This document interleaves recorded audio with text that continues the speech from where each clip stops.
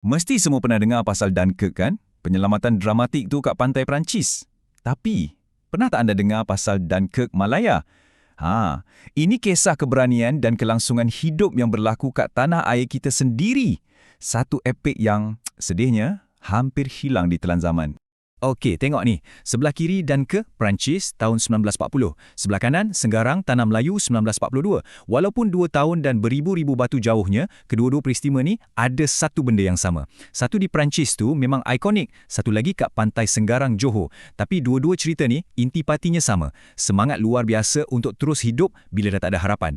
Kalau kita cakap pasal Dunkirk kat Perancis tu, skalanya memang epik. Cuba bayangkan, 338,000 askar. Ramai tu.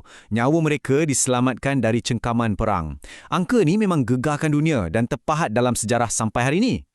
Sekarang kita balik ke Tanah Melayu. Tengok nombor ni, 2,000.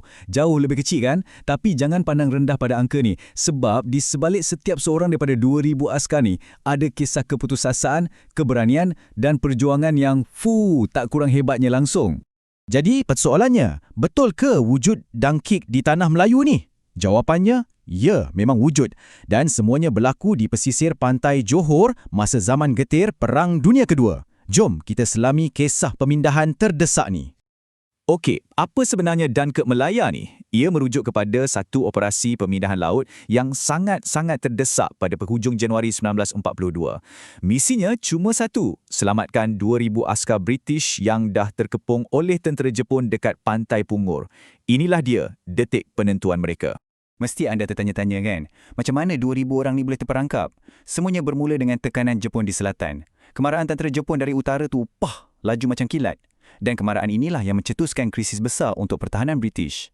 Tengoklah betapa cepatnya keadaan jadi huru-hara. 16 Januari, tentera Jepun sampai Muar. Antara 18 hingga 23 Januari, pertempuran meletus dengan dahsyat. Dan menjelang 25 Januari, habis. Seluruh barisan pertahanan British kat Batu Pahat runtuh. Semua ni jadi dalam masa kurang 10 hari je. Cepat gila. Dan ini bukan kalah biasa-biasa tau. Batalion-batalion British ni bukan setakat gagal nak tahan kemarahan Jepun, tapi mereka kena outplay habis-habisan dari segi taktik. Dalam sekelip mata, keadaan jadi tak terkawal langsung. Disebabkan kekalahan teruk tu, mereka terpaksa masuk fasa yang paling getir, pengunduran.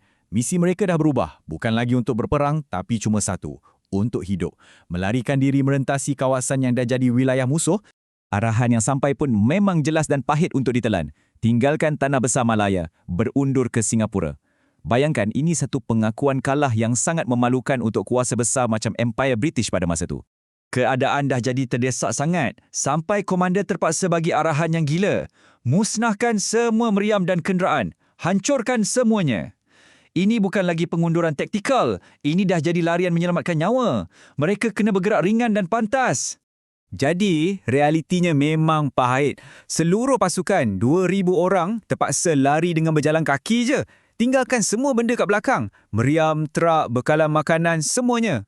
Cuba anda bayangkan keadaan askar-askar ni.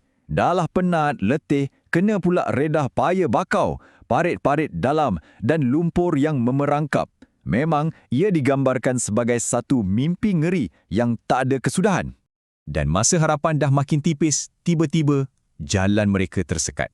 Ada sungai besar yang mustahil nak diseberangi. Habis. Terperangkap. Dengan pilihan yang dah tak ada, mereka buat keputusan nekat. Pusing ke arah barat dan bergerak perlahan-lahan ke arah pantai.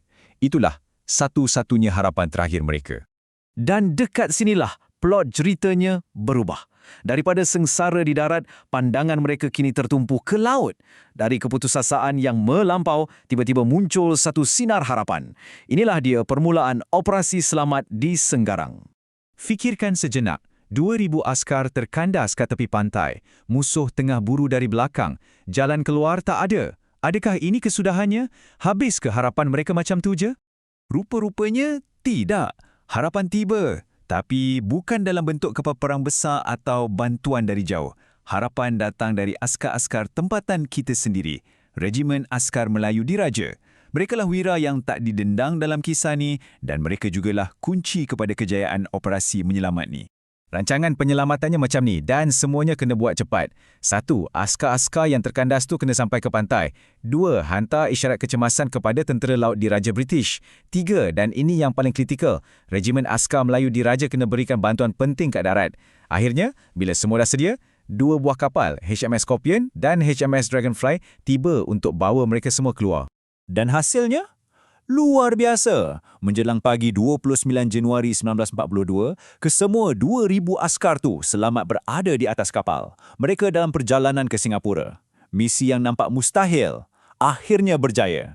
Tapi kejayaan ni bukan hanya pasal strategi dan kapal-kapal perang. Ia juga tentang keberanian individu-individu tertentu. Jadi, jom kita kenal siapa sebenarnya wira-wira di sebalik pertempuran dan operasi penyelamatan yang hebat ni. Yang memimpin di barisan hadapan tak lain tak bukan adalah pegawai-pegawai dari Regimen Askar Melayu Diraja. Antaranya Lieutenant Ibrahim Aladita, Lieutenant Yazid Ahmad dan Lieutenant Muda Muhammad Ali Syarakat.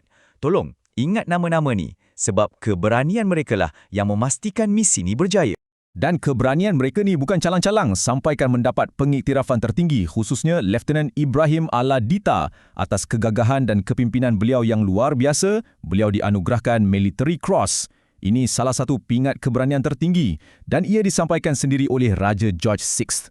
Jadi keseluruhan kisah ni tinggalkan kita dengan satu persoalan besar kan. Kenapa wira-wira tempatan macam Lieutenant Ibrahim dan rakan-rakannya yang main peranan sangat penting ni seringkali seolah-olah dilupakan atau terpinggir dalam buku-buku sejarah? Satu persoalan yang saya rasa kita semua patut renungkan bersama.